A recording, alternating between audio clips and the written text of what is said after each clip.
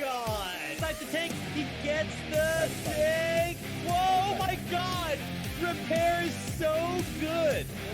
Oh, my God. Oh, get me out of here. Continue dropping out the Reavers right in front on the front lines here. Beautiful Storm on the back of the play goes off onto actually everything. Oh, this could. Reavers getting focused down. Still dealing a lot of damage. Even if all they do is kill turrets, that's fine. Yeah, we still don't have +1 done for them yet, so I feel like maybe you hold off for a second, but there we go. You see +1 hit right as that volley came off. Oh, look at those Yamatos.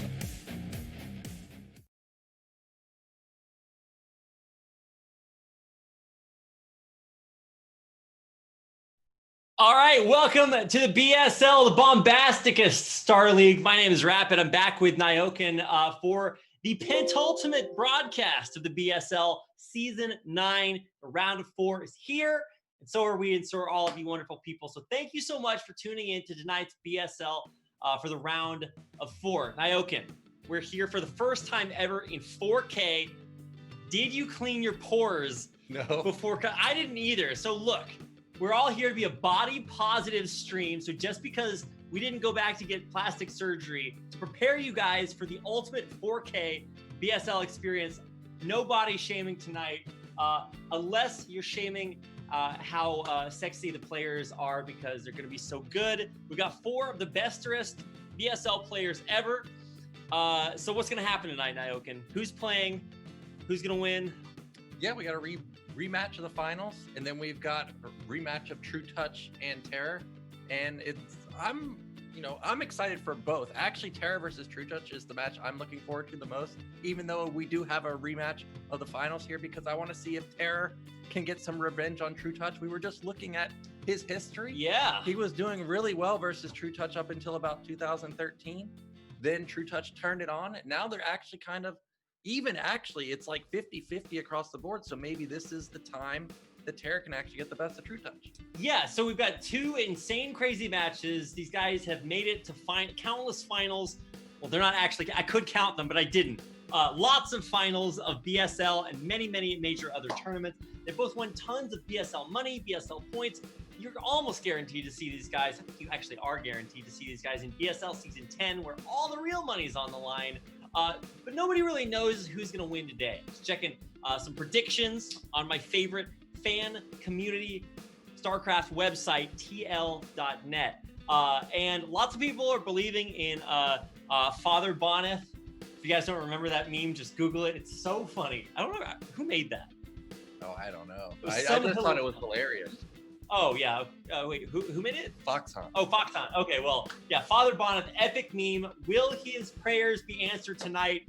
Lots of people on Team Liquid thought so. This is a rematch, so g0rynich is able to kind of study from not only that, I'm sure they meet each other on ladder all the time, and over time, their styles have changed, their strategies changed, and they both had a very different trip to the semifinals of this season of BSL. So, for instance, both of them had seeds, right? If I'm not mistaken, because they did fight in the finals last season. So when they started playing in the round of 16, we had True Touch, who 4-0 dominated. We didn't even get to see how strong he was because he just effortlessly swatted away his group. But then Bonyth obviously was in the group of death with DeWalt and Kogut and Ghost Who Dark, and he did the same thing. So, if you compare the difficulty of the trip that these guys have had in BSL this season, you don't get much better than that. They're both insane. You got g0rynich, who went 2-1 in his group C, and then our final player, Terror, who went 2-1 in group A. So Bonyth and g0rynich, what's your predictions? What's your thoughts here, Nyoken? I'm guessing it's probably going to be the same as last season. Actually last season, I didn't really know of g0rynich current state, and it was actually a surprising amount of people last season that voted for g0rynich. I think it was very similar to this season on TL, where actually he's got 30% of the votes. That's a high percentage. Like, he can definitely, if you win the first game, you only have to go 50-50 after that to take it all the way. So if he starts out 1-0, I actually think his chances are pretty good. But if you start down 0-1, I don't know. It's going to be very hard to come back versus someone like Bonyth. Right. I totally agree. I mean, even though it says human inside on g0rynich's shirt, let's not fool you guys. This guy is absolutely a Russian robot. He's so mechanically good now. I think better than ever before. Bonyth's going to have his work cut out for him, but I've been watching this guy's streams. I've been watching his games in BSL, obviously, and I don't think he's ever looked better than this. He's just so good. I can't wait to watch him play. And we don't have to wait to watch him play because we're going to be casting these games live today. Do you know what our first map is going to be, Nayo? Sylphid. It's Sylphid. Okay, so 3-player map. I think pretty much the most balanced 3-player map we've seen in a long time. Yeah, it's a nice map. It's a pretty standard map. A lot of 3-player maps are not very good. Like in general, Transistor. Transistor. Oof. If we go back really old, like Rush Hour. Actually, the last few 3-player maps have been pretty good. Power Bond was immaculate. I love that map. Right? And this is another great map. It's in ASL and now it's in the current ladder. So it's definitely a map that a lot of these players have practice on. Yep. So I'm actually looking forward to seeing kind of a neutral start between these guys. It'll give us a nice opportunity to start things off on even footing before we get into this best of 5. It's 5 games, hopefully, between 2 of the best players from last season, 2 of the best players right now. And they're both here live, ready to go for your viewing pleasure. So get ready. It's time to start the BSL Season 9 semifinals between Bonyth and g0rynich. So let's go ahead and get into game number 1.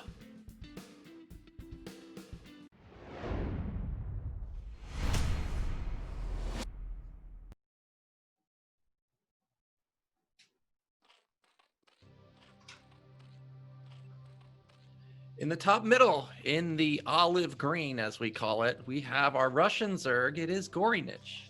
There we go. And his opponent in the bottom left-hand corner of the map, Sylphid, from Poland playing Protoss. It's father, Bonyth. There's always a moment when we are zoomed in on Zerg where they want to build their 6th drone, yeah. But they don't. They don't have the exact 50 minerals just yet. And I always get excited, like, oh, are we going to have a 5 pool? But then I get debated and the drone comes out. So we don't have g0rynich going for any tight 2S style here. He is just playing, we'll have to wait and see. Is it going to be overpool? I think we saw that every single time from him. Last time was overpool coming out from him. Meanwhile, we don't even have to ask what Bonyth is going for. That's a gateway. Yeah, I mean, Bonyth Zealots are like J-Dong Zerglings. Like, it just doesn't make sense. 9 pool. Okay. I mean, that's what this is, right? Yeah, okay, so wow, we're having a deviation already from what you were talking about, where it really appears like Overpool is just the go-to ZVP build. We see it 9 times out of 10, but this is that 10th time. This is the 10th dentist that doesn't recommend that toothpaste. It's a little bit of an anomaly, but it does mean that g0rynich wants to get a little aggro, and luckily, I mean, it's BSL. What are you gonna do? Scout your opponent first. Yeah, so Bonyth is going to find him first. Overlord intercepted the probe, so he knows exactly where he is. Now, does he know whether it's a 9-pool or an overpool? I think it's just like a few seconds faster than an overpool, like 8 seconds, maybe something like that. So Bonyth coming in here, check the pull timing. Now, what's his reaction going to be? Because I would imagine that he can't just mindlessly rally Zealots across the map like he generally does. Oh, yeah, I can imagine that. Well, maybe he can. It does so much damage. So maybe he will just rally them across. We'll see if the probe can actually block this hatchery. No, he's going to block for now. g0rynich doesn't have enough money just yet. Yeah, I love when the Zergs try to build that. Like, they try to fake like they have enough money to build the hatchery, but they actually don't really. Look at this drone micro. Yeah. That moving shot's insane. This drone's actually dealing a lot of damage. And the probe is one of the strengths of Bonyth. He always micros it so well and syncs it up with his Zealot that does so much damage. So actually making it only have 20 health now, that's a big deal. Now the first few Zerglings are out, and look at the Bonyth, the Zealot instantly turns around this time. So I'm curious to see if he actually recognized that this is a 9-pool versus an overpool initially. Yeah, it seems like he might have kind of misjudged that initially. Maybe he thought he could still get the Zealot across the map, but obviously the probe is very damaged, and now he's going to have to keep these Zealots back at home to defend, block the wall. And if I'm not mistaken, there's a lot of surface area. Yeah, you can actually sneak by on the upper side, so they can't even block at the wall. They're going to have to run past and see if he can get those Zerglings into the main. He does, and this is not good for Bonyth. I mean, Zerglings in the main, they don't have speed yet, but it is very, very hard to deal with when you just have Zealots. Yeah, but it's going to be a test of both players' micro here. You can see that g0rynich just turned around. I thought he was going to try and micro the 4 lings on the gateway at the front, but he's decided 2 Zealots, more than enough to deal with it. So he is just gonna micro in the main. Now, the Lings don't have speed yet, so they're not super dangerous, but as I say that, a probe almost gets taken down. Nice pullback from Bonyth.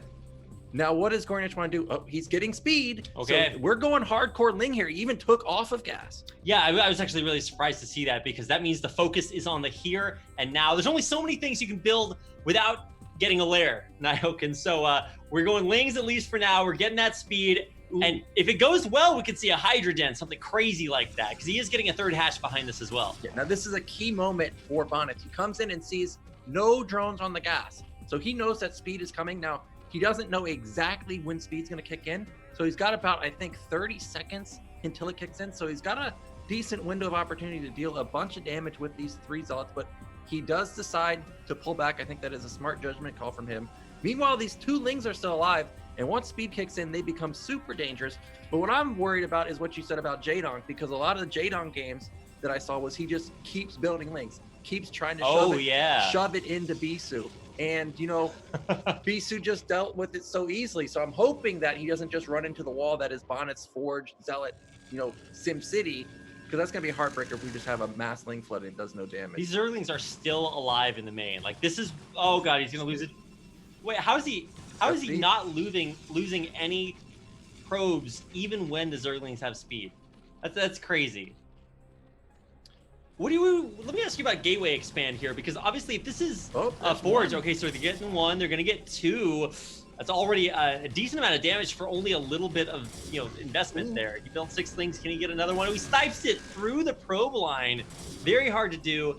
And I mean, he's still inside the base getting perfect scouting information. Yeah, Lings see everything. They see there's no Stargate started, there's no Citadel started, even forced a cannon, so that delays the tech quite a bit. He cancels the cannon, so that's a nice move there. Bonyth realizing that he doesn't need a cannon to actually defend 1 Ling. Now that's a huge blob in the center of the map. How many Lings is that? I mean, it's got to be a million. If we can check the main, I don't know if we even have a lair yet. No, there's no lair. Yeah, no lair at the natural either. Well, unless that lair is at the 3rd base, and it's not, we are going to see, what is this, 5 hatch Zerglings? Yeah, 5 hatch production. Holy moly. Yeah, he's going to have so much larva available, and we saw players like Nemo use this in previous BSLs. We saw Effort use it quite a lot. So this is definitely going to be a very powerful build as long as g0rynich can get his econ going. 6 Zealots going to be moving out pretty soon. I think he's got Forge spinning. I didn't see a fast Citadel. We saw the Stargate, so not sure yet if this is going to be a DT follow-up or if this is going to be some type of speed timing. So here's my thought, right? Protoss has no information out of the map right now. Probe's not out, nothing's out. This is going to be so potent, so scary. You can see the 2nd cannon being added on, because Bonyth's like, wait a second, what's going on out there? He just doesn't know anything. And this is like just gonna hit so hard. If he catches these Zealots out on the map, it's game over. Yeah, so Lings are just laying and waiting for these Zealots to move out. There's only 12 Lings, though, so g0rynich didn't overreact here to the amount of Zealots. First couple Hydras are coming out, so they're going to be what deals with this Sair. Now, Sair's going to come in here and see there's no lair. Now, is that going to be alarm bells for Bonyth? Because in my mind, I would start spamming cannons now, because it really feels like we're probably going to get busted. Well, when he sees that 3rd hatchery at the 3rd base, that is... that's where you start to realize, wait a second, something's going on here. And yeah, you just can't throw down enough cannons at this point. Yeah, so Templar Archive coming down. I don't think that this was fast enough to go for a DT initially. Maybe he will go for a DT since we don't see a lot of gates just yet. But as I say that, it looks like a couple gates are getting put down in the main. 4 gates, pretty standard follow-up. I'm surprised there's actually not a lot of cannons going up, but the Sair is doing a good job to get an actual count on how many Hydras are being produced. I want to say that g0rynich is being a little greedy on the lack of Hydras here. It took so long for those to come out, and now he only has like 2 or 3. But obviously, now that the hatcheries are up, now that the larvae is available, and all 3 bases are pretty well saturated, here's when the flood starts to come. And you'll notice that Bonyth is delaying building these cannons for as long as possible. I mean, as soon as you see there's no lair, you got to know it's coming. So to wait to build these cannons shows a lot of, what are we calling it now? Bravery. There you go. I'm actually getting worried for g0rynich because he doesn't have actually a lot of units, and he was supply blocked for quite a while there, stuck at 59. Now the Overlords have popped, so he will have a round of production. But this is a lot of Zealots. It's 10 Zealots. They're going to have +1 any moment now. They may even have +1 already, but now there is a decent amount of Hydras out for g0rynich, so I don't think he's actually going to take much damage here, but still, this is a sizable amount of Zealots so far for Bonyth, who I thought was going to be on the back foot having to defend with cannons, but instead, he's out on the map. Yeah, so when these Zealots hit, it's either going to be, wow, you built so many units and can defend and maybe counterattack, or it's not enough. And with that kind of SimCity, you're not breaking the natural. Yeah, he turns around smartly, but now g0rynich is actually getting up a lot of Hydras. Lean counterattack. This is going to try to snipe the High Templar. If they're not in the wall, he pulls them back just in time. Really, really good, I don't know, Star Sense reaction, whatever you want to call it from Bonyth. So this is something that I remember from last season, is g0rynich just always has so much supply. Look at it. It's 82 to 88. That's amazing for Zerg. Yeah. And he's got super econ having such fast 5-hatch production. Sair pickoff right there. Really big. A lair is done, by the way, so it's not like we forgot that existed. Catching the Zealots in the middle of the map here. Let's see how he trades with the Hydras. I mean, that's a huge concave. And, that's a lot. Yeah, if he loses these Zealots, that's really his only army aside from like a couple High Templars back home. Yeah, so he has 3 Templars, 4 Templars. So oh, actually 4. Okay. They should all have 1 Storm available. They don't have 2 Storms just yet. So Bonyth actually does need to respect this incoming attack. Dark Archon already. So already Bonyth going for the Death Army. DT does sneak out. That is so many. Yeah, where's our Overlords here? I think the DT might actually be able to get way out on the map because the Overlords are actually, they don't have speed yet, and they're really slow to join this army. Yeah, Overlord not here, so actually lucky there for Bonyth. He's going to be able to sneak by. Now, the Templar saw it, and that I think that was a juicy storm. Oh, actually, good dodge from g0rynich. That was actually so the dodge is sick, but we've got 3, 4, 5 more storms left.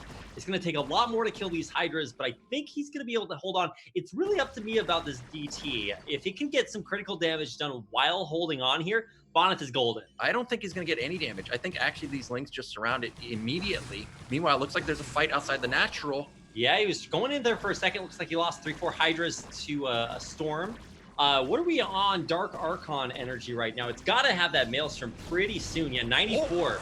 Going in, picks off a High Templar. Absolutely crucial move, and he doesn't even lose that many Hydras. Yeah, and he baited a storm from the Templar in the back. So this is going amazing for g0rynich. He still has even supply. Actually, supply leads slightly. Zealots are actually just going to bleed out here. There's so many. Oh, miss on the storm. Another High Templar gets picked off. He's got like 1, maybe 2 more storms. You can use all your storm energy. Okay, that one hurt him. But the Maelstrom is only as useful as, you know, the number of storms you have left.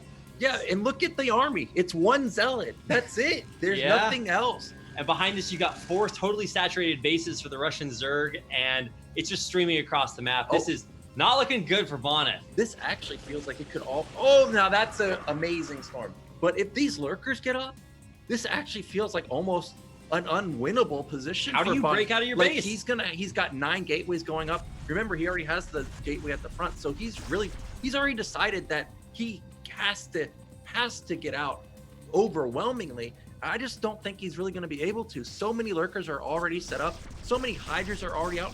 He's going to have +1, may even have +2 already on his Hydras also. Goons have just now started, but we don't have any Zealots mixed in with this army. And we don't have that many Templar left. 2 already got sniped. Yeah, so that we lost High Templar, which is crucial to your ability to bust out and take a 3rd base.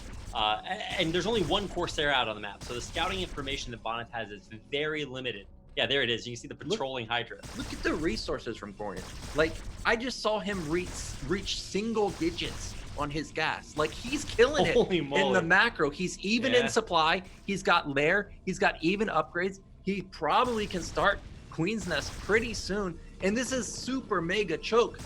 Like, oh, he's going to back up. I'm actually surprised. Goons are going to come out, but they just instantly get jumped on by these Hydras. Now, that's a lot of damage from the storm. Really good storms here, but the lurkers are so spread out, it's basically impossible for them to get hit by multiple storms. I mean, the storms do keep coming, and the more High Templar that Bonyth builds, the stronger his eventual bust out will be. But, I mean, he's still locked inside his base. There's still no 3rd coming up for him. And in the meantime, there's 1, 2, 3, 4 fully saturated bases for g0rynich. Yeah, this is what I was waiting for. The pathway for the goons to get out, there was only one exit through the top. Now he busted down that cannon so he can actually get all the goons through. All right, I think we're going for it. There's a sick Maelstrom. Where's the Storm? Right on top of it. He's going to get like 4, 5, 6, 7. Name them all. The Hydras are falling down, but so are the Zealots. These Lurkers are doing so much damage. And where's the Storm energy? I don't see any more Storms for Bonyth here, but did he actually do it? Is he going to be able to bust out? There's more Lurkers being hatched, but he Maelstroms the Lurkers. They're unburrowed, but he doesn't have any Storms. He's got to kill them off before the Maelstrom runs out. It's like 10 seconds. I forget how long it is, but they're never going to burrow here. They're going to go down. There is still an observer, couple observers on the bust out here, and all of a sudden g0rynich went from container to containee. Yeah, now Bonyth is out on the map, and he took minimal losses there. The only thing that's lacking in his army is Storm. He only's got 1 Templar now. Also, he used double Maelstrom there, so no spells actually available for him. But g0rynich took a lot of damage too. He was down 30 supply for the moment. Now he's still down 30 supply. I am a bit worried about this forward expansion he took on the high ground. Feels like that's a bit ambitious. I don't know if we necessarily need 5 bases Zerg, but if he gets that up and running, 5 base Zerg at 14 minutes, that's ridiculous. But if g0rynich had gotten those 3 lurkers up, I think actually with Bonyth had no hope of getting out. That would have been 10 lurkers set up. But now here he is, a super strong army. How much can g0rynich actually can get out on the map? Can he get it out quick enough to actually overwhelm us? I don't know. Yeah, g0rynich tech is like not great. He's on lair tech, but that's about it. If he stops these observers, obviously that's huge. He's gonna have another Maelstrom here pretty soon. Well, actually, he used 2 there, so he might not. This energy on DA is builds up pretty fully. Gigantic Storms on the top side here. The Arc of Hydras, though, it's still here. 5 hatch, 6, 7, 8 production is insane. But the Storms keep coming. They don't stop coming, and there's plenty more Hydras headed on in. The Storm, I think it's run out after that one. There's 1 left on that Templar, and that's exactly what he needed. He's just barely going to push or kill those Hydras, but actually I don't think he has enough. Supplies plummeted for both sides, but g0rynich has crazy econ and a big macro slip from Bonyth here, floating 2K. He really could not afford to do that because he's got to get up his 3rd base. I think he's even double expanding here to the mineral only. Oh my god, insane Storms on the retreat. He is expanding behind this, but can he defend against that? A big Maelstrom, does he have a Storm to follow up? He does, so that's going to be 4, 5, 6 more kills. But the macro is just insane from g0rynich. He's keeping it down. You saw him go up to 600, now back to 200, 300 behind this. Same situation for Bonyth, but he's only just now getting that 3rd base up and running. His 4th base is fledgling at best, and there's still Hydras getting total map control for g0rynich. Yeah, and g0rynich is already resupplied up to even with Bonyth again, and Bonyth desperately needed to actually double expand because his main mined out. Nat is going to mine out pretty soon. He's got good upgrades going for him. He does have a decent amount of Templars now. I think he has like 3 or 4, but he had no energy on the Dark Archon. Actually, I don't even see a single Templar out now. He just morphed it into an Archon? He has no spell damage right now. Nothing. It's just pure Zealot Goon, 1 Archon. Dark Archon has no energy. So Hydras actually have a big amount of time to actually go for a killing blow, whether it's at the mineral only or the high ground. I think top left just doesn't get scouted for a long time, luckily for Bonyth, because why would Protoss ever take that as their 3rd base? It's obvious that they're going to take this base. So this is actually somewhat of a hidden base, I think. It's also a little bit hard to funnel your army all the way up there because it is protected by walls on the frontal side of it. So you kind of wrap around. And if you're attacking that, then you're not attacking the other 3rd base. Yeah, super crucial to get that double expand off. Man, Bonyth almost just lost his entire army tragically, but instead was able to just barely hold on, double expand behind it. And now actually we're still on the same 4 bases we were on earlier. g0rynich is going to mine out his main and Nats pretty soon. He's going to need to start expanding more. And this army from Bonyth, it's back to being pretty scary. Yeah, very strong army from Bonyth. He's got 2-1 upgrades. Zerg also has +2 weapon. Zerg actually has 10 hatches right now. Like the production is crazy, but he does need to get another base. He's going to have 3 mining pretty soon. I don't know about this attack though, attacking the lurkers and sunken. Oh, great Storm, getting so many drones. Yeah, tons of drone kills from the Storm, but we got to kill some Hydras here. The Storms are going on the front lines, but on the back lines, more Hydras wrapping around. Oh. But they're all running into massive Storms. Oh my god, he didn't even need Maelstrom for that. He morphs into Archons that are still alive, still buffering. The Hydras are coming in back again on the top side. I think we might be out of Storm energy here pretty soon. A nice Maelstrom, but it's not a Storm. contrary to popular pronunciation, there is still one left. So many Hydras die, but their lives are deaths not in vain. Look at how much stuff g0rynich has. Like, it's just endless. He took like full storms to the face 3 times, and he still pushes back Bonyth. Now he's got lurkers set up, and now the storm count is ridiculously low. Also, there's no goons versus lurkers. Look, people try to say Psy Storm's OP. Oh, goodbye, Templar. You know, whatever. But how do you, like, how is this even? Those storms were basically the best you could ever ask for. I love how he tanks with the Dark Archon. He's going to lose it in the end, you know, but kind of mission accomplished there. And g 0rynich, man, I mean, he really needs to get some damage done. There it is. He's stopping this Expo. He's actually going to get a kill on the hatch with a DT, finally getting out onto the map and getting some damage done. Yeah, he actually needed to get that kill because g 0rynich was about to be on 6 base, and he would have had the 3rd base main, or the 3rd main. So that could have been a potential scenario where it goes split map, but g 0rynich always has more bases than Bonyth. Now Bonyth got a shuttle out, and so we're going to see some patented Bonyth harassment pretty soon. But look at his army. It's Zealot pretty much only. There's 5 goons, 4 Templars versus just so much production. g 0rynich is up 30 supply. The upgrades are really good for Bonyth. He's on 3-2, whereas g 0rynich is only on 2-1. Oh! Some other massive storms. Oh my god, that's like 7 lurkers going down there. Another huge storm. These storms are the only thing keeping Bonyth in this game. But you're right, his army is only—he's gateway man right now. So we gotta get some tech from somewhere. Whether it's Reavers, whether it's I don't know, where's my carriers versus Zerg game, you know? But the storms are really it. And if he ever gets his Templar sniped, if he ever has anything go wrong, that lifeline is the only thing keeping him alive. Yeah, g 0rynich still up 30 supply though, and I saw his hive morphing a couple minutes ago, so he's gonna have hive tech coming in pretty soon, adrenaline, all that. We may see a Ling flood pretty soon. Storms are crazy, dealing so much damage, but look at the map. There's just so much yellow always coming for Bonyth. And he was forced to storm like He's 2-3 Hydras. And now that these reinforcements are coming in, I don't know. He's taking Bonyth's base at top left. If that gets taken, g 0rynich almost can't lose it. Look how much is coming to the middle only. And I think we're out of storms. His cannons are good, but they're not that good. This is just so many Hydras.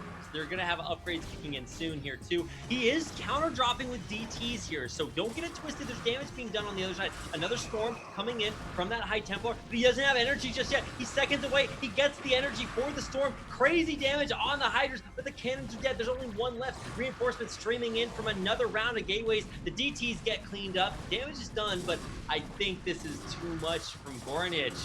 Yeah, g 0rynich just has so much. Supplies plummeting for Bonyth. Mineral only, a lot of probes falling there. The harassment in the main for Bonyth really didn't do much damage. And also the main, like, sure, there's key buildings like the pool and spire there, but there's no drones there. We need some drone kills to keep g 0rynich in check because his macro is bonkers. Again, below 100 minerals. Shuttle's gonna get taken up by Scourge, probably. Boom goes it up. There we go. Finally getting some. Oh, the storm still goes off though. Yeah. So a Pyrrhic victory still kills the drone line. Man, so back and forth, and still, I will say, while Bonyth keeps losing his army, base is still mining. Yeah, but we've got Zealot only versus mass Hydras. Really, Zealot Templar. I'm waiting to see some lurkers. There they are. Actually, there is a lot of storms available, and great storms all day long. But there's just so much g 0rynich. He's got the entire right side of the map. He's taking top left. He's still got amazing drone saturation at bottom right. Feels like it's just a matter of time until Bonyth runs out of steam. The 3rd base for Bonyth, the high ground base, it's gonna be mined out pretty soon. So then all that's left is this top left one. This game is crazy. This is game 1 of a best of 5, guys. So, you know, you gotta, don't drink all your Mountain Dew live wire right now. Save some for later. We're in this for the long haul. And I mean, the last time these guys played in the finals of last season, it was a 4-2. Super close series, very, very intense. And it's delivering once again here. So what are the things that Bonyth needs to do? Is it just macro up a bigger army, take out some bases? What's priority number 1? He's got to kill top left because he needs that base. But, okay, well, how's he going to do it? Insane storms again, pushing the Hydras back. There's still a huge arc of lurkers. Is there any hive tech right now? I don't think so. There's no defilers. He doesn't have any defilers or anything, but he does have hive tech. Storms Can they deal more damage? I don't think they actually can. They've dealt so much damage this game, but it just doesn't matter. Yeah. Gordon's just face tanking every single storm, and he's still up in supply. He's still up in upgrades. He still has hype tech. Yeah. He just, macro is absolutely bonkers. I mean, the money got to come from somewhere. Usually Zerg players run out of money faster than other races. That's just like, not a rule of thumb, but kind of the way it works out. Oh, I don't know if those are stop lurkers, but they're dealing a ton of damage here. Another massive storm with the clumped up lurkers from behind. He's a second one, gets a second one, takes out that clump of lurkers, but there's still plenty more where that came from. And look at all the Scourge coming in, trying to hunt for those pesky observers. Can't really find them. They're there somewhere, we promise. Another DT gets dropped off. It skips through all the lurkers and actually might even stay alive, but the Zerglings now streaming across the map. These are crackling upgraded, and they're gonna get on top of the High Templar. These are the only lifeline keeping Bonyth in the game, and he's being chased all the way back to his natural. Yeah, this is all Bonyth has. The DT is trying to do work at bottom right. It actually did quite a bit of damage, but there's defense there. It's not gonna get much more damage done.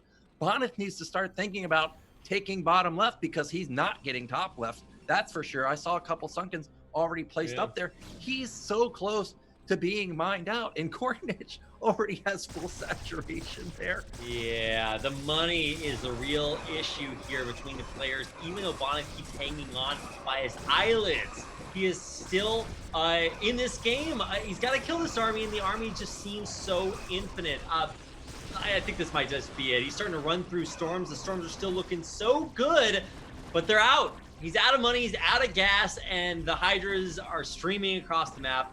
I think this is about to be it. Yeah, this has got to be it. Maybe we have one last stand from Bonyth or like a couple more rounds, but there's just too much g0rynich. He just flat out has so much supply. He's almost double in supply.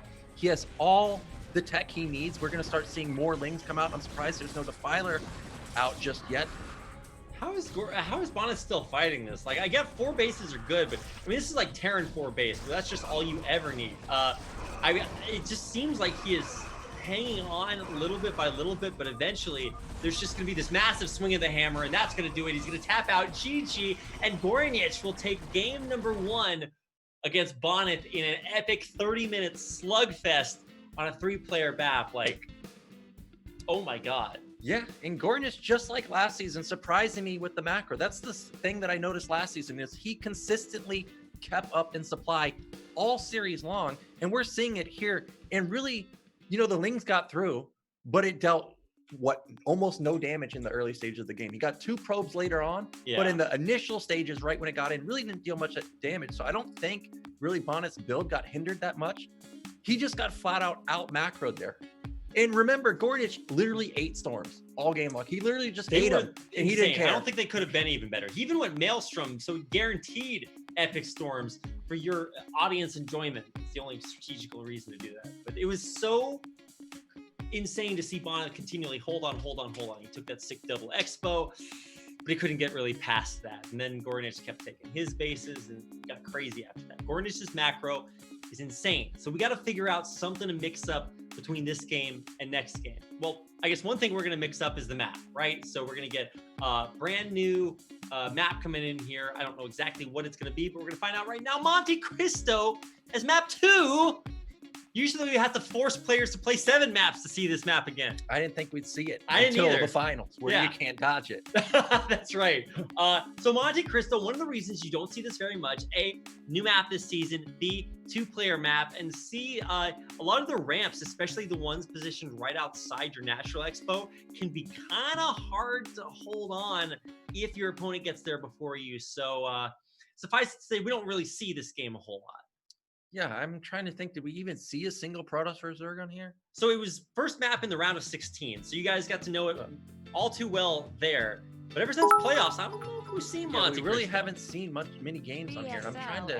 I think we saw 1 Protoss versus Zerg on this map. Yeah, I don't remember that many, but g0rynich looks really strong. It feels like if you just let him macro, you're in trouble. So actually, this 9 pull, I think, is a good counter to Bonyth, because how much damage did that Zealot do? Oh wait, it didn't even get to g0rynich main, right? Oh, yeah, you're right. He had to turn around. So it feels like that's just an amazing opener for g0rynich. Yeah, maybe we see Forge expand. Then it doesn't really matter. Like, what are you afraid of? I don't know what the secret sauce is. We're gonna have to start, double boil. I don't know what the spell is, but we need a different one from Bonyth in order to hang on. So let's see what he changes up as we get into game number 2. It is a 2-player map. It's a map we don't see a lot. It's weird. Maybe the strats are gonna be weird. I'm excited. So let's get into our second game in the semifinals. It's Bonyth versus g0rynich. Starts right now.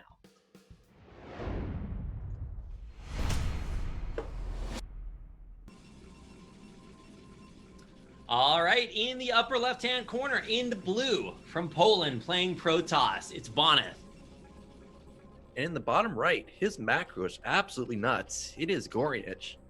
So we were kind of questioning that initial opener, going 5 hatch, no lair, but he really took no damage to the Sayers. There were 2. They killed like 1 Overlord.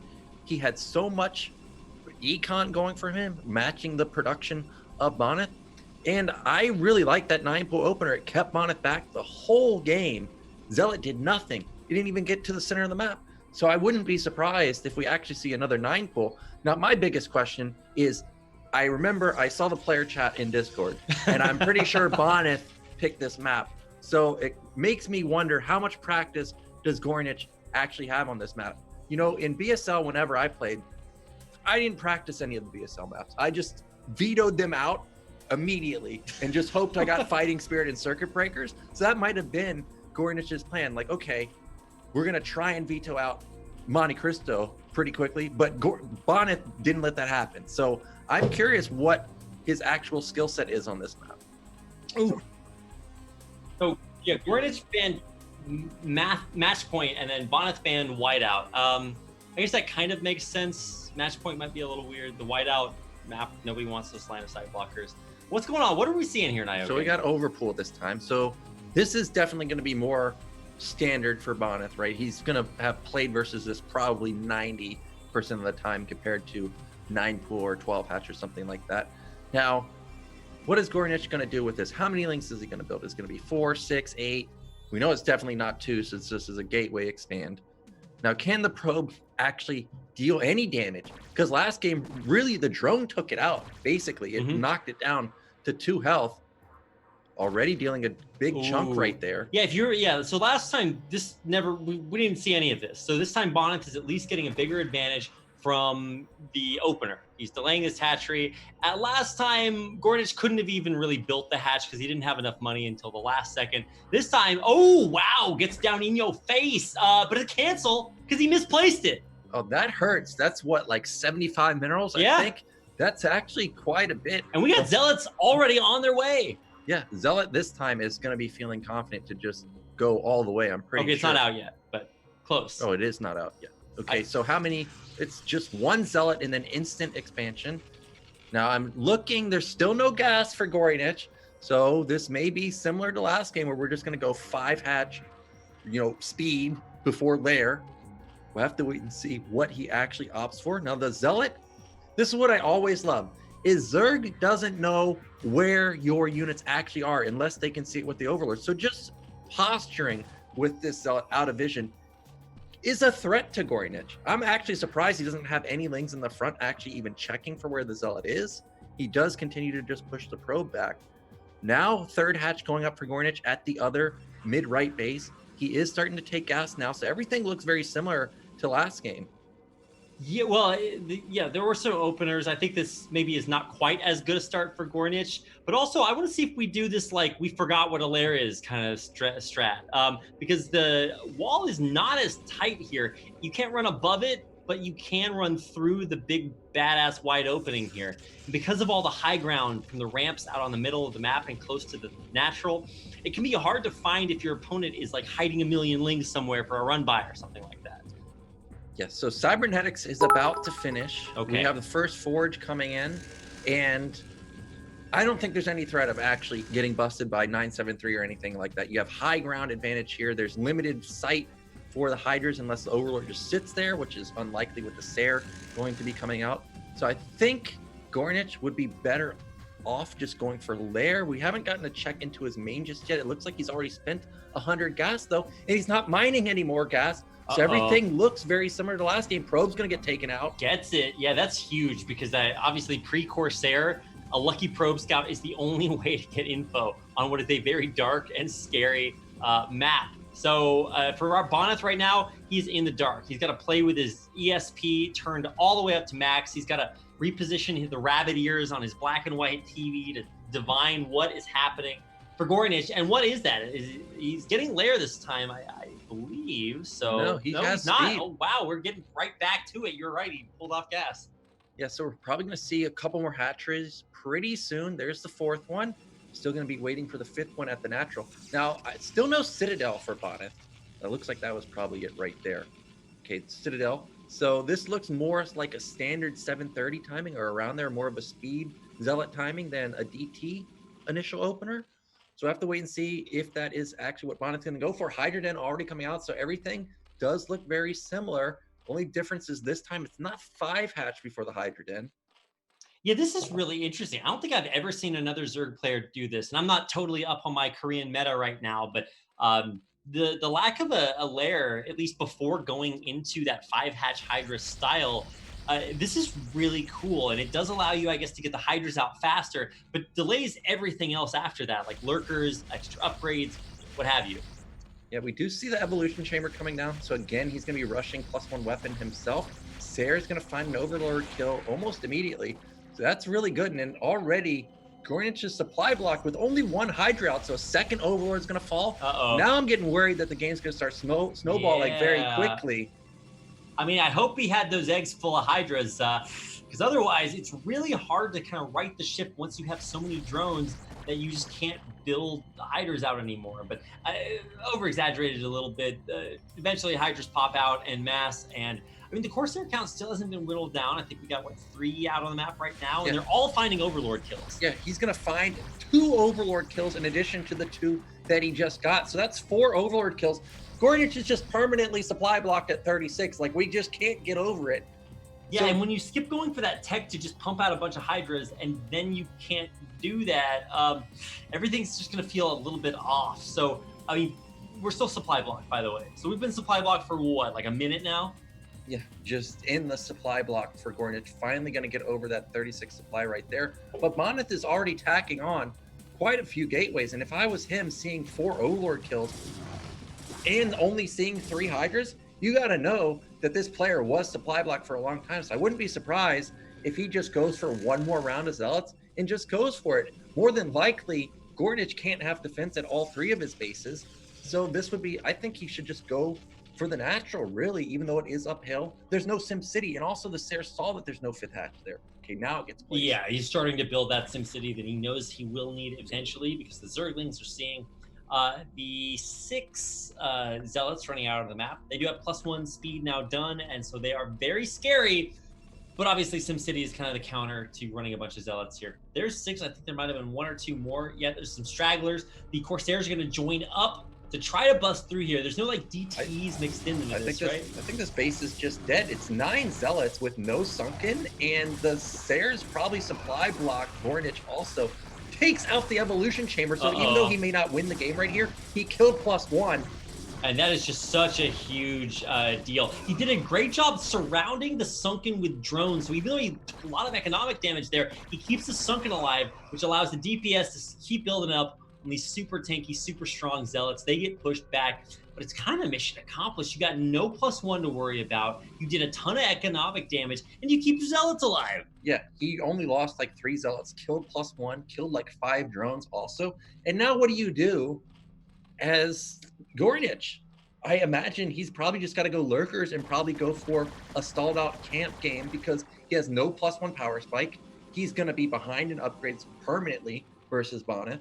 I think now he just needs to just try and split the map, go top right. Maybe he can find success with a drop after he eliminates all the Sayres, or like a Muta switch. But some type of Hydra timing, that's not going to work. And Bonyth recognizes that. We already see him sent out a probe to take bottom left. Looks like he wants to go for another attack, but I don't think he's actually going to have as much success here, despite having so many Zealots. Well, I mean, he's not actually microing the Hydras quite as well as you'd expect. He does pull back, only loses a couple, whatever. Zealots thwarted again. So What's the plan here with the Zealot hit squad? Like, I thought he was just gonna like run in there, suicide the Zealots, and try to just deal catastrophic damage, but he doesn't really have a whole lot behind that. So, I mean, that's a lot. That's like a control group and a half or something. Yeah, he's just going to get up his Robo pretty soon, go for a round of Goons, I imagine, or he may go Snow-esque with just pure Zealot Templar, Archon, or Arcer, I mean. I haven't seen the Cybernetic spinning. I haven't seen the Robotics started. So it looks, okay, there is the Cybernetic spinning, and we do have the first few Goons out. So he is just going to get up a sizable amount of Goons, combo it with his Zealot Templar, go for that +2 timing. And then I just don't know how g0rynich can stop this, because last game when we were at 80 supply, Bonyth was also at 80 supply. Now he's at 110. And he's hitting at the perfect timing right before Lurkers are done. If Lurkers are here, these Zealots disappear, but look at the storms behind it. He's storming Overlords, he's storming Drones, he's storming everything. You can't buy any better storms there, but he didn't penetrate fur enough to catch the morphing Lurkers behind that. We still landed 6 storms in the front line. I think this is dealing too much damage before these Lurkers are done. Yeah, he kills a lot of drones there, weakens up the Hydra count quite a bit. I don't know if he saw the Lurkers, but I'm sure he can imagine that Lurkers are coming out pretty soon. Probably realizes that g0rynich is going to be on the back foot for most of the game, so he's going to have to rely on some type of defensive posture. No, okay, no observer in this army, so he's going to have to be very careful. This is like Protoss stopping a Terran push. You just want to force the Lurkers to siege up in the middle of the map so that they can never get to your base. I mean, these Zergs are not, he's barely able to even hold on that high ground. Now, it is hard to attack uphill into Hydra Lurker. Yeah. But Bonyth has 3 Templars or 4 Templars banking energy for such a long time that they should have multiple storms. That Templar has 185 energy, so 2 storms available. He's starting to take his, damn, he has so many Goons this time. Just like last game where he had almost pure Zealot. This time it's more balanced, but he is fighting uphill. So a flank of Hydras coming in from behind. They don't find any High Templar to assassinate. And these storms really do help Bonyth bust up the hill. There's still a few Lurkers here, but he's going Muta Tech Switch to try to snipe some of these High Templar and limit the splash damage in Bonyth's army.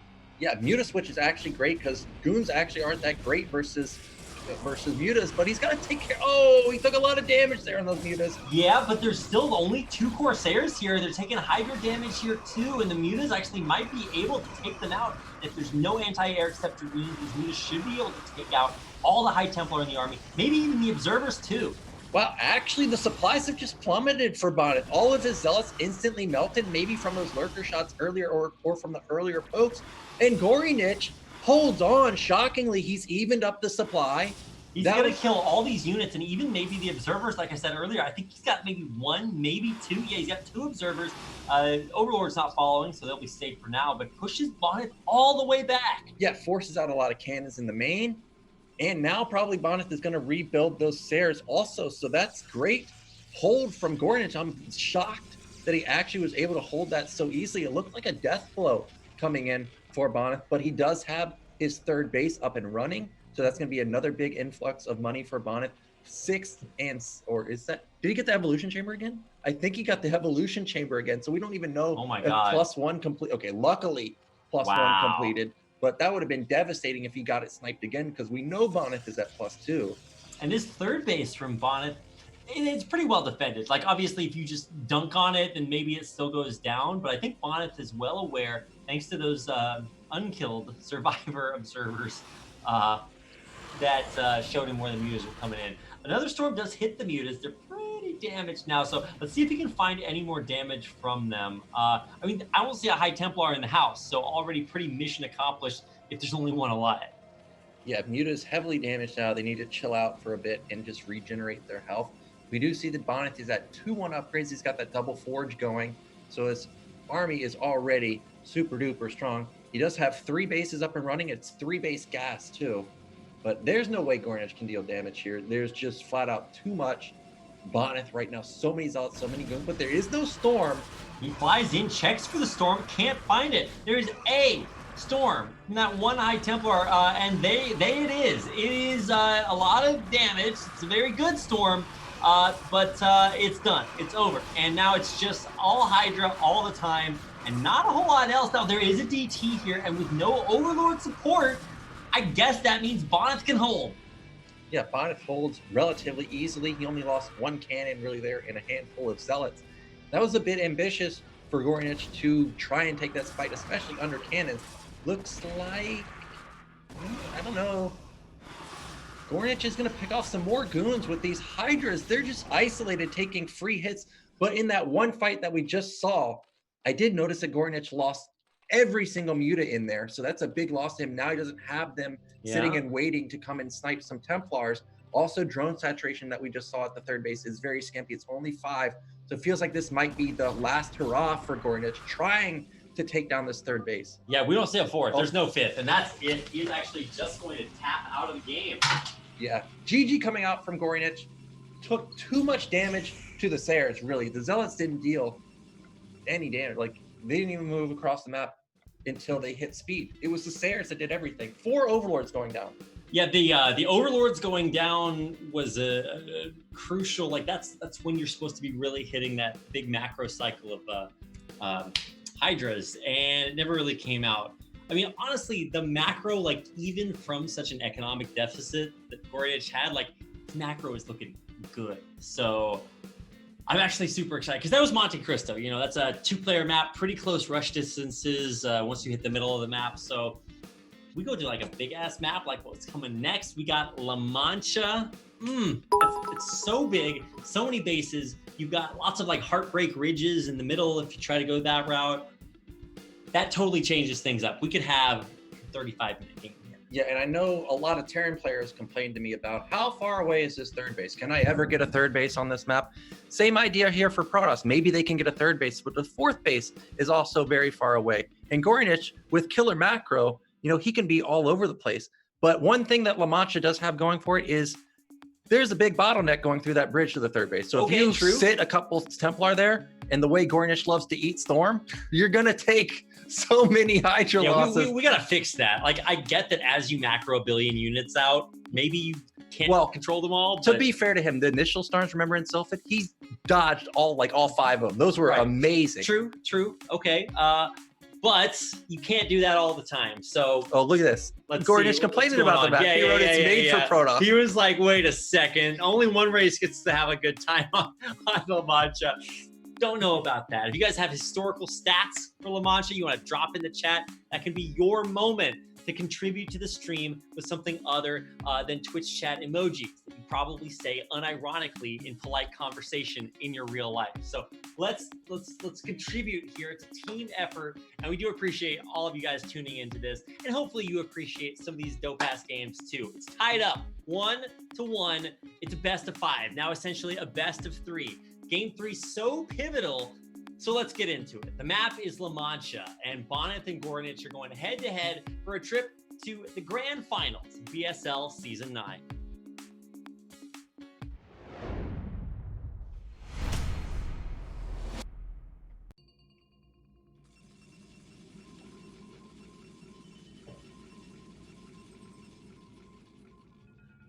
Okay, in the upper left-hand corner of the map La Mancha, in the blue, playing Protoss from Poland, it's Bonyth.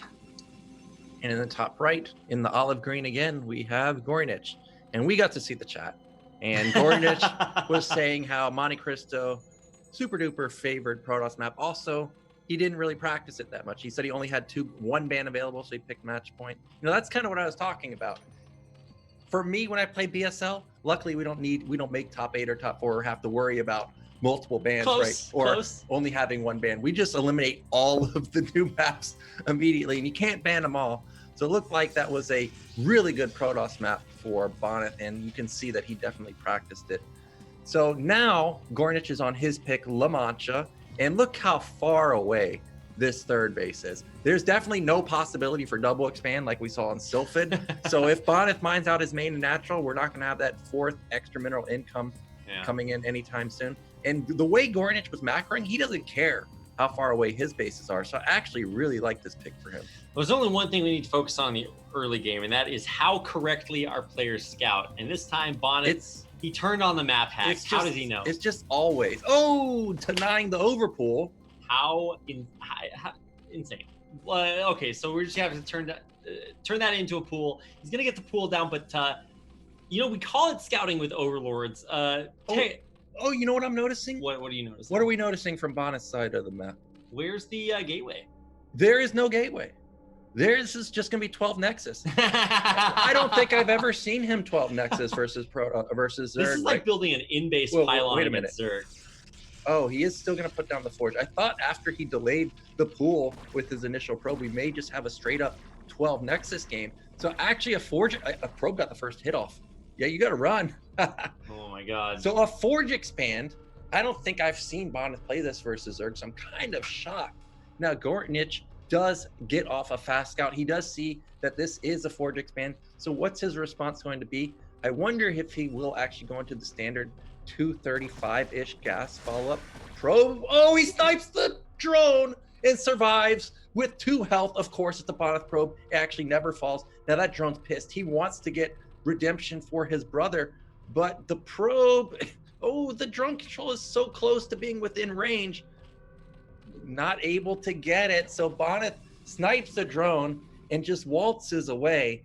And g0rynich, he is just going to continue to go for his mass hatch style third hatch going up at bottom right. We do not have that usual lair follow up, at least not just yet. And now he's taking it at a low ground main instead of mid right. So he may actually go for more split map scenario as opposed to his mass hydra style that we on Sylphid. Split map on La Mancha. Oof. That is 1, 2, 3, 4, 5, 6 maps, or 6 bases, 7 bases apiece. Oof. Well, we could be here for a while, but let's hold our horses on that. For now, I just want to see what this looks like for Bonyth to play a forge opener, right? I mean, that means that this big zealot move out, like a 420, whatever you call it. What's the timing on the 6 zealot move out we saw in the last one, like the 1-1? Yeah, last game, the 7:30 timing. 7:30, that's pretty standard zealot timing, and we could tell that was going to happen based on the Citadel timing. It wasn't super fast, so it's not going to be DT. Now we do have more than lair actually this time from g0rynich. Wow, and the probe sees it, so he's going to be able to react perfectly. He hasn't built a single zealot. He's built 1 cannon. His cybernetics is on time. Everything's going well for Bonyth. Now, does he know about bottom right as opposed to mid right? I don't think so just yet, because the probe has stayed in the main the entire time. Now, I wonder, is this going to be Mutaplay, or is it just going to be standard Scourge? If this was True Touch or Eon Surge, there's a real threat of it being an initial Muta opener. So we have to wait and see when that second gas goes down at the natural. Probe is still alive. It just doesn't die ever. Yeah, I mean, it not only doesn't die, but it also kills the drone earlier. It just does it all. Game 1, the probe control was actually, dare I say, subpar. Almost died to the drone early on. Now we turn it up a notch. So these are Bonyth probes. We're back to normal. I mean, you have a zealot in a super annoying place to be at that natural. So, I mean, eventually gets cleared up, but not well. Yeah, and this force is so many lings out of g0rynich. He's going to take down quite a few lings for this 1 zealot. Now, this Citadel is much faster than last game, about 20 seconds faster. So this does look like it's going to be DT. Now, based on last game on how many overlords we actually got, if we look at bottom right and that overlord goes down, that could be a dead base. We saw DT already take out a base on Sylphid, in the first game. So I actually think that g0rynich has got to be very careful to not lose these initial overlords. Looks like he only has 1 at bottom right. I mean, if the Overlord gets into the main and sees that Citadel, that's going to be, at least a little bit of information coming back his way. Does he have anything else out on the map? Is he going to see it? Oh, he's so close. And he does see the cybernetic spinning. Spire's not even close to being done. This Sarah can actually deal so much damage right now. It can probably get even, oh my god, he may get like 4 overlords again. If he sent the second Sarah instantly to g0rynich main, I think he could get 2 overlords. Look at it, it's still only 80% done. Now, why is this so slow? Is it just like the base timing? His gas was late because he took the third hatch before the gas. It delayed everything by 30 seconds. So this is going to be perma supply block from g0rynich again. He's supply block now. He can't build any Scourge. So he not only can he not build Scourge, he's going to continue to lose overlords because of that. This could actually still, he's not sending more Corsairs across the map. That could be a big He's still blocked. He just got blocked. He's still blocked. Oh God, he can't build overlords faster than Bonyth can kill them. Now finally unblocked, but I saw 2 eggs morph at bottom right. Unless there are Scourge coming out of those eggs, those Sayers are actually not getting taken down. So Bonyth isn't going to risk it. Again, he realizes, hey, I just killed 3 or 4 overlords for free. This is very reminiscent of last game. He can do essentially whatever he wants. Now, the Citadel was fast. Where is that DT? The Templar Archive should be done. DT should be coming out pretty soon. We do see only 2 Zealots or 3 Zealots. So I don't think this is a timing. We're approaching 7:30, but there's just not enough Zealots at this point. Oh my gosh, 5 gate already. Bonyth really feeling it. You would only have 4 gates at this point. g0rynich, he's in trouble. Look at this supply. Already down 30 supply, he's already sunken it. Yeah, I mean, he has to, right? He doesn't know. He doesn't know. He had to spend so much time building overlords that weren't units that fight back. And because the third base is so much farther away, he has to sunken down there too. That's 4 more drones that are basically dead now. And all of this comes before he builds like basically any army. Even forces a spore at each base because he realizes the threat of the Sayers. He didn't eliminate any of them. So he's got to build a spore in case a DT comes. Well, yeah, this game is not looking good for g0rynich by any means. He was killing it in game number 1. Things are kind of eroding.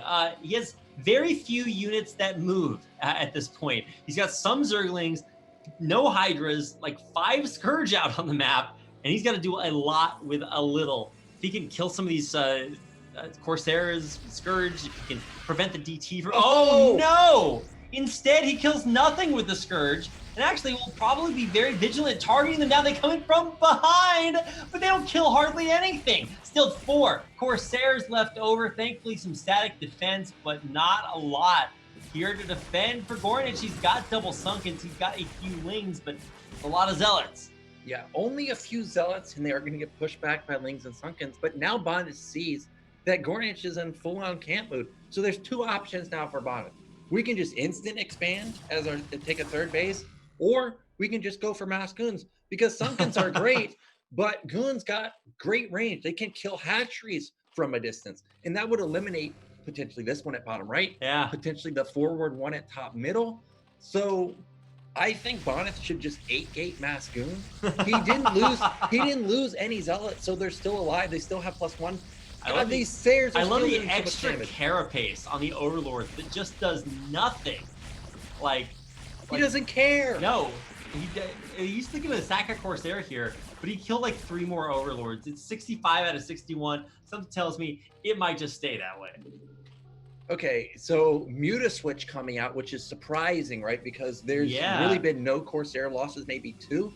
Now, because there's been so few Corsair losses, but the Zealots see it.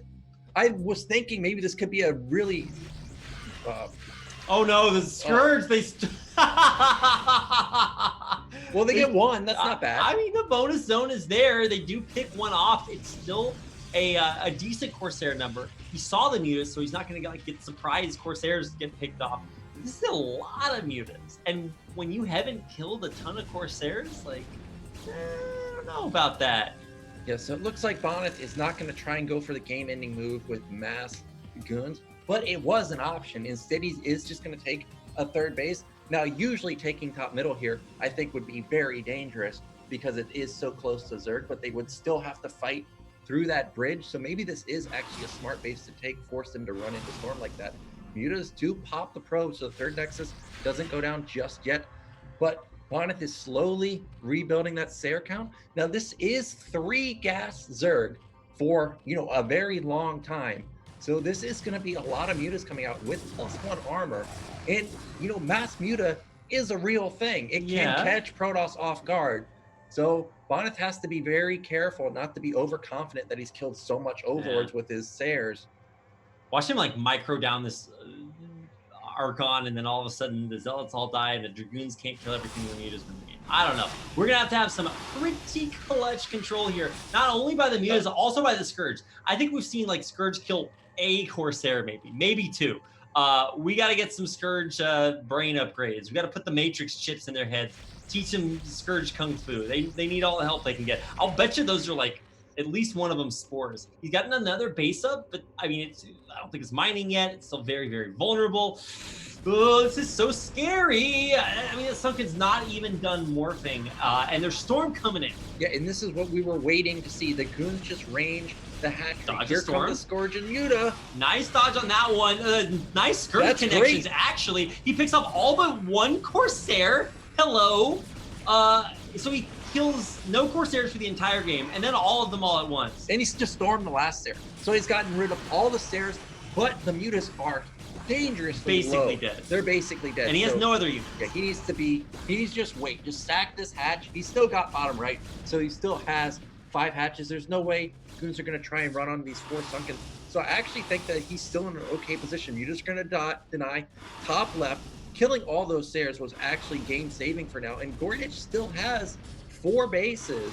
He's running in Zergling's reinforcements from those bottom 2 bases, and if those can get either a counterattack to stop this third from coming up, or help stop the contain at the front door. DT dealing a ton of damage here, and the reinforcements hatching out of those hatcheries is actually not. I mean, he's dying as soon as it's born. Yeah, there's just not enough Mutas to combo with the lanes. Hatch does fall. Actually don't think that's a huge deal to g0rynich right now. He has so many Sunkens up, like just crazy amounts. I'm surprised Bonyth hasn't tried to take mid left at the same time. He's got a lot of money. He could go for that. g0rynich was actually recovering quite well. He was within 30 supply, despite being down, 30 supply from 60 supply to 30. So to only be down 30 supply at 120 to 90 was actually good recovery. But Bonyth, we haven't done anything. Like, we tried to deny the third base. That didn't work. So we're going to have a big influx of oh my God, it's just Sunken, man. I mean, Sunkens are great, but unfortunately, goon range and goons are just so good versus Sunkens. And, Bonyth loves Reavers. If he was to just build one Reaver right where's now, my Reaver? there's the support. There it base. is. It's coming down. Like, we just in the game with Goon Reaver. I feel like the objective of all players against Bonyth is to figure out how to force him to win the game without Reavers. So when you make him win the game with Reavers, it might make it a little bit too easy. So good with them. Let's see what happens when they kick in. We might not even get there. The lurkers are out, though, so that's really going to help stop the siege of these bottom bases. Sunken Man needs to take us by the hand. Zealot drop in the main. What's this? He just needs to get rid of that Spire, because that's the saving grace for g0rynich right now. These Mutas are can you snipe the shuttle? Ooh, he doesn't get the shuttle. He doesn't see it. Yeah, he focuses down the Spire. He realizes that this is the only unit g0rynich is building right now. We take that down. That eliminates that threat. Meanwhile, mid-left is being taken by Bonyth. So that's going to be 4 base Protoss versus 4 base Zerg. That really has got nothing going for him other than drones at every single base, right? But he has no units. He has 3 lurkers, like 20 Sunkens, 10 Lings. That's it. I don't even know what his upgrades are either, because we haven't really gotten a click on his Hydras, which don't exist, or his Lings. Meanwhile, Bonyth at 2-2, so his units are packing a punch right now. Yeah. God, it's Sunken and Drone Man. Like, where's Jaeyoon? Are we sure Jaeyoon's not in this game? This looks like his type of game. I was going to say, building units, highly overrated. Like, static defense is just one hell of a drug. I mean, that is a lot of it, right? And he is Nidusing now, so the bases, the macro is going to be reconnected. This Remax on Mutas, he's got a full control group. They can absolutely now snipe Archons if you're not watching him closely enough. He's going up the Hive Tech behind this to get things like Crackling Upgrade and Swarm, but let's see if he can deal some damage here without losing all of his Mutas. He's got to snipe off some of these High Templar. He's microing down goons in the front, trying to not get stormed, not get killed by the Archons. He snipes one Archon that goes down.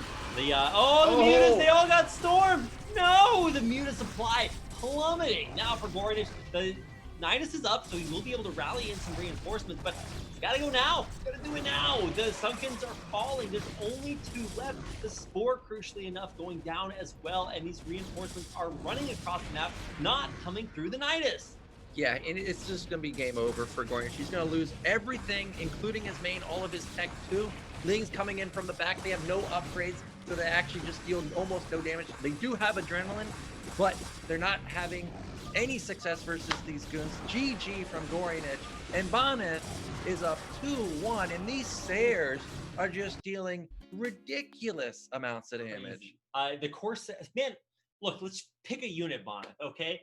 We already know his Reavers are good. If you guys been watching any BSL, It's the truth. Game number 1 is probe control, which is usually kind of a unit you can win the game with, along with Zealots, did nothing. And g0rynich snowballed way out of control with this hatchery man kind of style where he forgot what a lair was. Won the game, looked incredibly solid. Game 2, Bonyth comes back. And there was still kind of that supply block thing, but this time, game 3, took it to a whole nother level. Incredible supply block. His Corsair count and control was so good. And even after he lost them, I mean, I think, their mission had already been accomplished, right? Yeah, and the thing is he kept the probe alive, so he saw when the gas got taken. When when the gas is taken, you know how many seconds you have to actually be able to sit there. Like, you don't have to actually even check this fire. So he blocked him for actually a minute, and that was all it took. And it looks like g0rynich might be a little bit tilted, really, because, he got his drone sniped. And for me, that'd be an instant leak. Let's go read, right? Because the game's already, not a real game. Yeah. So I hope he's not tilted, because in the first game, he looked so good. Now we're on Escalade, a big macro map. So let's see if g0rynich can turn it around here. He's down 2-1. If he loses this game, he's out. And unfortunately, I think this is Bonyth's pick. So he must be feeling really confident on here. Yeah, looks like both players are in the lobby, ready to go. We've got GGGLs from g0rynich and Bonyth. And so we're ready. It's game number 4. Match point for Bonyth against g0rynich, who needs to win this map to come back. Escalade is the map. And either g0rynich comes back and takes us to a game number 5, or Bonyth claims his rightful place in the finals for the second season in a row.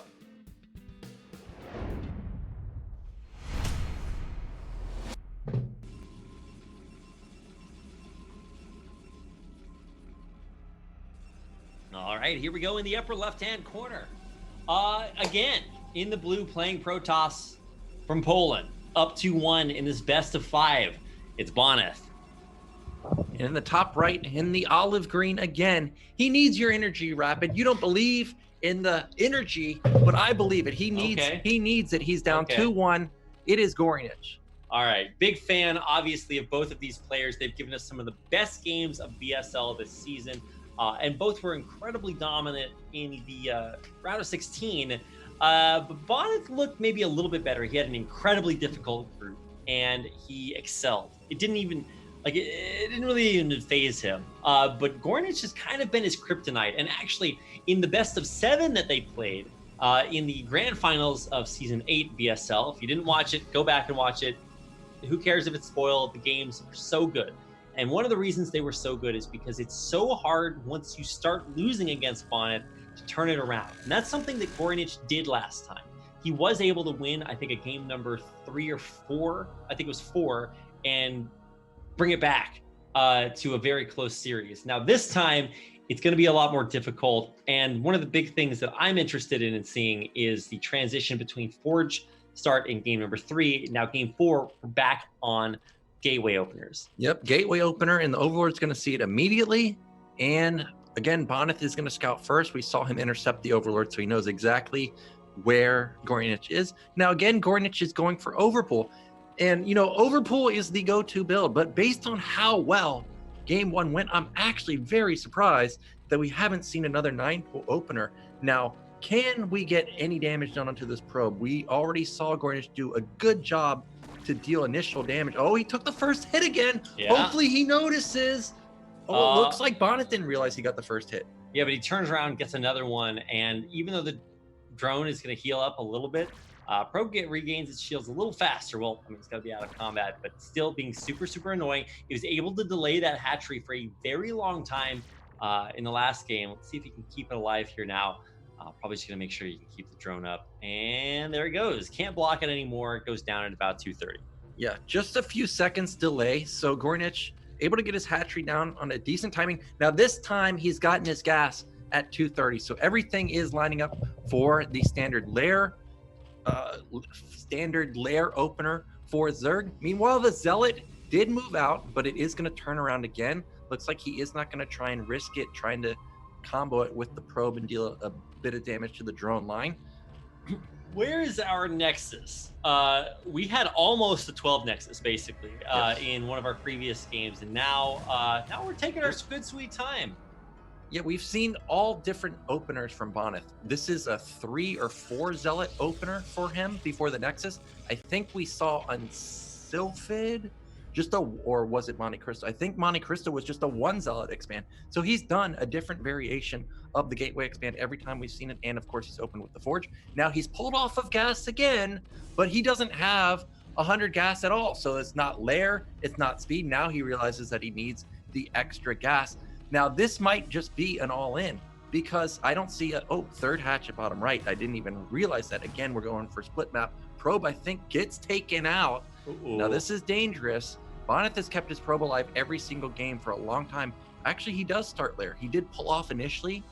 Now he's back mining 3. So looks like a bit indecisive on what he wants to do with this. Yeah. Now, remember, Bonyth saw the gas. It was a normal gas timing. So he shouldn't expect to get as much damage as he did with the standard Sair follow-up. Well, let's watch these Zerglings. What our wonderful observer Zero was trying to tell us is that the Overlord saw the probe going out. So you can see the trajectory of the probe and try to snipe it with some Zerglings. They are out, waiting, ready to catch this probe. Let's see if they can deny this scout. He's going to try and catch it. 4 Zealots have moved out. Now, the Overlord saw it. And we do have Lings being produced on the high ground. So this is just a bait from g0rynich, showing only 6 Lings. But meanwhile, there should be 8 more coming out pretty soon. But even still, I mean, with a probe, this is so but we can't scary. fight now. Yeah, no. Gotta back up. The Lings are starting to pop, but if these Zealots get on they that got in ramp, position. they're gonna prevent themselves from being able to be surrounded here. Oh my This gosh. is a great position to fight from. Oh my gosh. This is maybe even worse than getting Zerglings in your face. How are you gonna break through with such little surface area to damage these Zealots? Okay, they finally do actually bust up the ramp. It's gonna give them a few extra hits. They snipe the probe, so no more 2-hitting the Zerglings with the extra probe shot. Barriering the ramp, blocking it off, means that yeah, you're gonna need some squad cars to bust through there. He's got a couple of Zealots still in the main, wrecking havoc. One more regaining shields down below. The Zerglings trying to take it out. This is so stressful, especially now that the Zealots are behind the mineral line. But g0rynich is building drones. This is the absolute perfect angle for Bonyth, dealing so much damage with the Zealots. And honestly, I don't even know what g0rynich can do now. Like we saw him build a couple drones, but I feel like his only option is to go all in Ling or go for all in Hydras, because Bonyth lost almost nothing there. His Stargate's done. We just started. The Spire and the Zealots saw. They got a full scout of the main and natural. So I feel like we're just gonna get supply blocked again. So it looks like g0rynich, unless he can have some type of magic defense versus these Sairs, we're just going to have a repeat of the La Mancha game. I think it's going to be worse, honestly. I mean, this might be that time to get your thinking emojis ready to drop in that chat. Once this Corsair comes across and sees no Spire, I mean, I guess the map's different. Anything could happen. I'm required by law to say that as a commentator, but in reality, this is going to hurt. Yeah, now, I don't see that many Overlords actually easily accessible for him to snipe. There's one in the main, there's one at the natural, and then there's just a couple spread out. Now, there is only one Sair, so it is going to take a while to actually burst down these couple Overlords. But second one coming out, he's got his eyes set to try and find that one in the middle. Spire still not done. Oh my gosh, g0rynich. It's still not done. Luckily, he's not supply blocked yet, so he can actually produce Scourge. Yeah, and if we could see the production tab, wouldn't be a bit surprised to see that there's a bunch of Overlords in production, just to make sure whatever happens, he does not have that supply block tragedy that we saw in the previous game. I just don't know what g0rynich can do. He's spending so much resources, defending the Zealots, building Overlords. It's delaying his 4th and 5th hatch. 7:30 timing is coming pretty soon for Bonyth. Now, I am noticing that g0rynich has a decent amount of gas. It's 600 now, so he could build up a decent chunk of mutas if he was to somehow snipe a couple Sairs with these Scourge. But here come the Zealots already. I didn't get to see when the Forge was actually spinning, so I don't know when +1 is going to kick in. But there's no Sunkens. There's no Hydras. That's an exposed Nat right now. Huh. So right now you have to make a very hard choice. Which base do you defend? Obviously, it's your natural first, but he's a little bit slow on that. Do you build Zerglings or Scourge? Because if he shows up with like 3-4 Corsairs and you don't have anything to protect these Overlords, you're in trouble. He's actually still in trouble. Sunken barely finishes at the 11th hour, but this is just so much to try to hold off. 6-7 Zealots all the way in there trying to drill through. Nice drill there, really glitching out these Zealots, but he's starting to lose drones. The +1 is kicking in, more and more damage. Is he gonna be able to take out that Sunken? It doesn't look like it.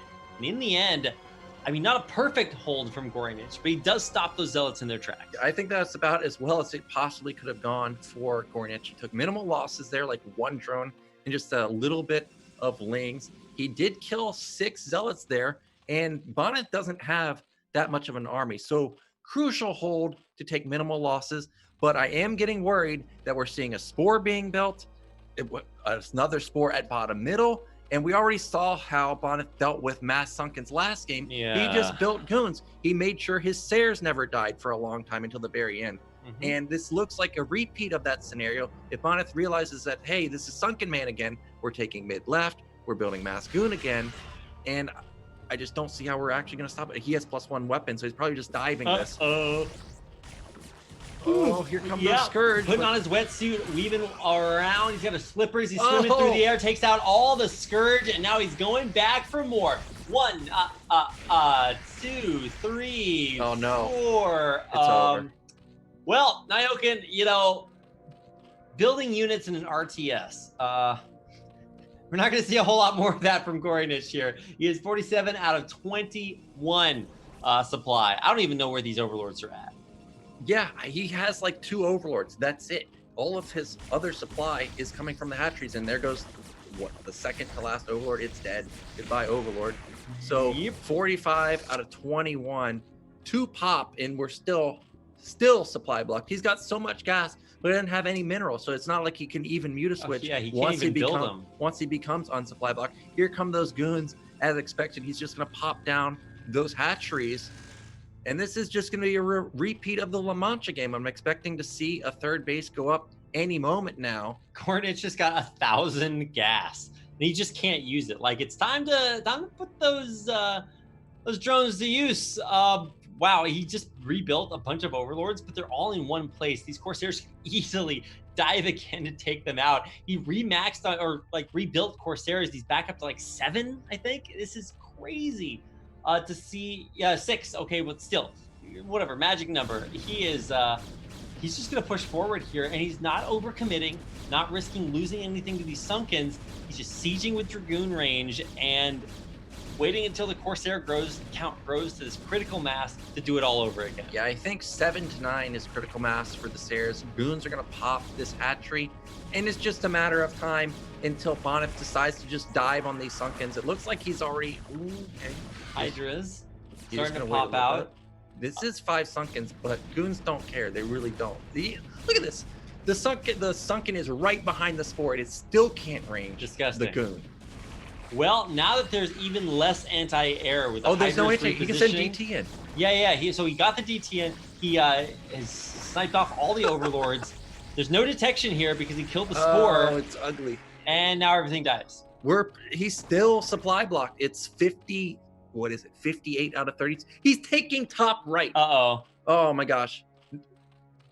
Well, g0rynich has a scout at mid left. He's like, wow, there's actually no third base yet. So if I could just hold on, we're okay. But he doesn't know that top middle's being taken, and he's down actually 70 supply. He's got 4 bases. If he could stabilize, he would be okay, but we're just never going to stabilize. He's still supply blocked. yeah, Bonyth's got his Overlord ESP running. It's like, I can sense them. This is like Harry Potter and Horcruxes, dude. He's finding them. It's the vault down at the bottom. He's going in for it. I mean, look, I want to believe in the power of Sunken Man, but he's not. He hasn't been doing it for me so far this series. The Overlords pop to Dragoons. Like, how are you gonna get alive? Like, keep yourself alive when you can't build units? Yeah, goons are just picking off buildings left and right. We see that the shuttle is out, so we're going to see some patented Bonyth micro pretty soon. Now g0rynich sees top middle has been taken, and just what do? He has no upgrades really. It's not like he has Hive Tech for Dark Swarm Bust anywhere or something like that. He's gonna try and do something with these lurkers if he can. I mean, if it was like 8 lurkers, I really am a believer that he could take down the Nexus. But it's only 4.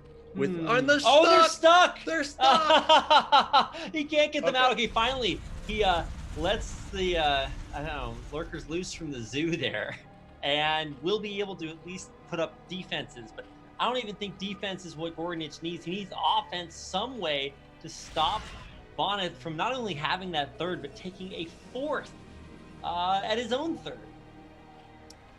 Yeah, the longer the game goes, the better for g0rynich. I mean, that's, oh gosh, I thought that the drone there was going to be building a queen's nest, but instead they're just building sunken. So actually he's got good defense for an incoming zealot drop or DT drop, assuming that the overlord can actually survive. Okay, Spore Colony coming in, so that's good. So, you know, g0rynich was supply blocked a minute ago at 50 supply. He's recovering quite a bit, up to 85. Macro's still very good. He's got a lot of drones. Despite what has happened to him, he's still doing a good job. I mean, he's still down 60 supply, but he does have 4 bases. He can catch up very easily, but Bonyth is smartly taking mid left. Now, I wonder how many Templars Bonyth has. Like, let's say that a fight happens. He's going to Reavers. Is he going Reavers? Yeah. Yeah, he's got the support bay already up and running. Yeah, he's got speed. I think this might actually just be Templar or Zealot Bomb. This is probably not Reaver in the shuttle now, but it's coming. So here we go. Let's see what's going to happen as it runs in. Wouldn't be a bit surprised to see some storms. This is a storm drop. Oh, God. Here we go. Okay, how much damage can it actually get done? Instant reaction, so that's great from Wow, g0rynich. only one drone going down. He's going to fly into Oh, there is a Reaver. Oh, wait, when did he build that? Oh, my. He's actually going to lose the Reaver. The lurkers should take it out. He's gonna save the Reaver. No, you bad man. Bonyth, how did he do it? Where did it come from? Well, I don't know if he can actually. Oh, he's gonna drop again for another storm. Okay, well, a Pyrrhic victory there, or I don't know, futile. But he's still got that Reaver. As long as he drops it out of range of these lurkers. One more shot. Oh, wow, he dodges another lurker spine, but he doesn't get the Reaver shot off. He does. He can dodge the lurker spines by picking the Reaver back up again after firing a Scarab. Now he's gonna head for the hills. Scourges are out, and he doesn't have any anti-air. This is a really good reaction from g0rynich, taking minimal losses to his econ. He gets the Reaver and shuttle also, so he's holding on. He still has a huge uphill battle, but I mean, at least he's still in it. What I was gonna say earlier is how much storm do we actually have for Bonyth? Like, the only thing that I could see is only 2 Templars. So in a world where g0rynich gets like 150 supply and takes a fight, you know, maybe he can actually deal a bit of damage to Bonyth's army and kind of, you know, get it more even, because there is a lack of AoE. But as I look at what our actual standing army is, it's like 10 lurkers, which are not ever coming in range of Reavers, and there's 4 Hydras. That's it. How do we actually get on top of these Reavers? I mean, the Reavers are just going to siege the Sunkens down, right? The Scourge, maybe they get some miracle hits. Did he just 2-shot that Sunken? I believe he did. He even has the damage upgrade. Oh, he got the damage upgrade. Oh, well, well, there goes that hatchery again. Yeah. There goes those Sunkens. And it's funny because the Sunkens actually hurt him because the units can't actually get out of this base now. Watch him like D-web or something stupid like that. I mean, he can just like AFK. Okay, he's going to try to move forward and snipe anything, but it just all dies instant. Look how deep. It's like a Terran tank line. Yeah. How does he do anything? He's going to try to sandwich this army from behind, but I mean, that's just going to take a miracle to hold on. Yeah, he's got a decent supply. It's 110, but it's almost a near max Protoss army. Here he comes. g0rynich is going to come down from the high ground. Oh, the Reaver shots are not that great. Lurkers get upside. Gets the burrow off. A nice storm there on the lurkers in the front. They're all clubbed up. The spikes are coming out, but he can't kill the Reavers. They're still okay. Gets one. Gets a second one. Okay. But he doesn't have anything left. He's got 4 lurkers and a dream. A whole lot of Sunkens that will die eventually. Actually, no, he doesn't even have any of those. The lurkers get stormed. They get bopped by the Archon on the high ground, and there is nothing left for for G0rynich, now down 100 supply. Yeah, just too much of a supply differential, not able to actually flood Lings on top of that army. If he was even close to Bonyth's supply, I actually think he could have pushed through because he was able to eliminate the Reavers quite quickly, and all that's really remaining is just a handful of goons. But Bonyth busts through this base, and this was really the lifeline for G0rynich. Despite being down so much supply, at least he had 4 bases, and now we have 50 Overlords just waiting to die. Well, this is G0rynich going out with not a bang but a whimper. The Overlords get taken down, and when Bonyth wants to win a game, he wins a game. Honestly, I think your best strategy against Bonyth is don't beat him in game number 1 so he doesn't get this angry at you. A very strong start for G0rynich in the beginning of this best of 5, but after that, it was all Bonyth all the time. Incredible usage of everything. Corsairs, games like 3 and 4, just absolutely monsters. His probe control, killing a drone and then blocking a hatchery game number 2, insane. It's just like he doesn't get much better than this. And I think it was really cool to see a rematch of the last finals, maybe only just to show how much better Bonyth is now than he was then. Yeah, and G0rynich, like you said, looked really good in the beginning, but then Bonyth just never let him do that again. Like, he just always supply blocked him, always in his face, never let him get his econ going, despite having 4 bases. Last game, there was not good drone saturation for a lot of the time. He was just always punishing him with the Sayers. So unfortunately for G0rynich, he does fall in the round of 4, and he looked so good in game 1. I am surprised there was no 9 pool in any of the games, because remember that game he opened and he had Bonyth keep his Zealot back and actually got Lings in. So a bit unlucky there, but you know, just how it goes sometimes. But now we're going to have Bonyth guaranteed in the final. So that's half of the dream completed. Now we just have to wait and see who's it going to be out of the bottom side. Is it Peru? Is it Bob Malcolm's Hope in Terror making it out? Or is it going to be the dream of dreams, True Touch versus Bonyth in the final? Oh, everybody wants to see that. Nobody does not want to see that. I got it right. Anyway, I'm just going to think of another way to say it too. But before we get into that, we have an interview with Father Bonyth, and let's just say some prayers have been answered today. So if you guys have questions you want to be answered, drop them in chat, and a minute and a half after you write them, if the interview is still going on, I will read them, and we'll see if we can get Bonyth to answer them, because everybody wants to know what's going on in that big, well, maybe medium-sized Protoss brain. I'm pleased to be joined now by Bonyth, who may have heard my backhanded compliment. But welcome, Bonyth. It's good to see you. Congratulations on winning your way to another BSL final. What did you think of these games today? I mean, you started off game number 1, and I don't know, things did not go well for you. Yeah, after the first game, after it was over, I was like, uh-oh, he's playing really good today. So I don't know. I felt that pressure, like he's doing good, and but I just went according to my plan. Honestly, especially I had only one build order prepared, and that was just for second game with that skipping cannon. I felt like Monte Cristo would be a good map for that. Other than that, I just kind of played and adjusted my gameplay to what G0rynich offered. Surprisingly, in the game number 3 and 4, he didn't go for the thing that actually to make him win the first one. Yeah, so in game 3 and 4, he went for, Sunken Man and Mass Ling Lurker Defense. And you said you were not expecting that. So what were you actually expecting him to play on the 3rd and 4th maps? Also, in game 1, he did a 9 pull, but in the other 3, he did an overpull.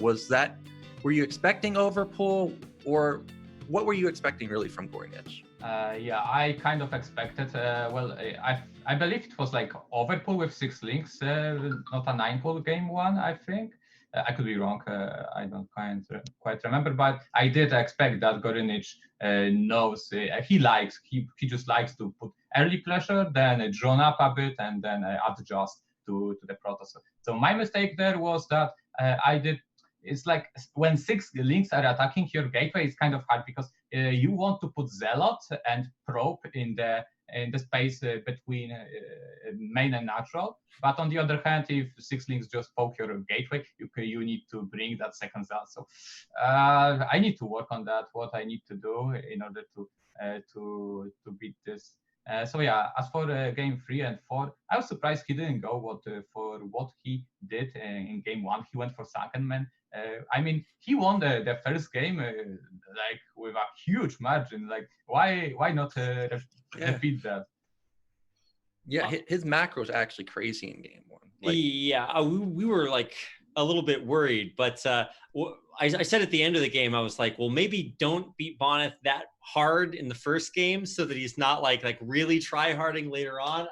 But obviously, you're looking better than ever. You're heading into another BSL finals. How do you feel now compared to where you were last year going into the finals? That was not your first BSL finals, but your first BSL championship. Do you feel like you've improved a lot this season? It's hard to actually notice the differences. I don't know. I feel like, please, no hard questions, because I have absolutely no idea how to answer that. Obviously, compared to the past, I improved a lot, but comparing me from 1 year ago and to me now, I don't know. It's just maybe about meta. I don't know. Double forge and stuff like that. So details, I think. Okay, all right. Easy question now. You're in the grand finals and you'll be playing either Terror or True Touch. Who do you want to play? So the story repeats itself from Corrupted Cup when I beat Koget in the semifinals and I was waiting in the finals. And again, True Touch was playing against Terror. And my Polish half was rooting for Zerg for True Touch, but my let's say selfish part was rooting for Terror. Yeah, there's a Polish heart and a Protoss heart, and they both want different things. I mean, it is they're both obviously incredibly talented players. So without thinking about who you want to win, what do you think? What is your prediction for our second semifinal between Terror and True Touch? You promise no hard questions. Okay. All right. Yeah, it's hard one. It's gonna be a hard one. I don't know.